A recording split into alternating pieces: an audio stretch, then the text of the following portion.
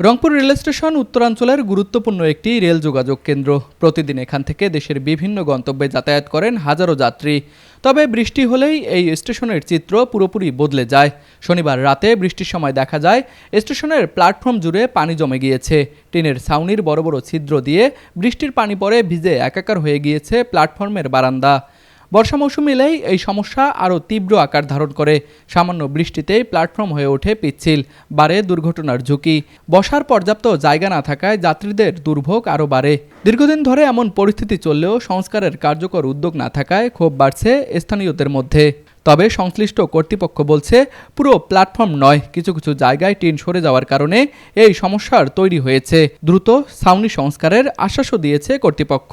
Tushar Acharya, desk report, RCTV।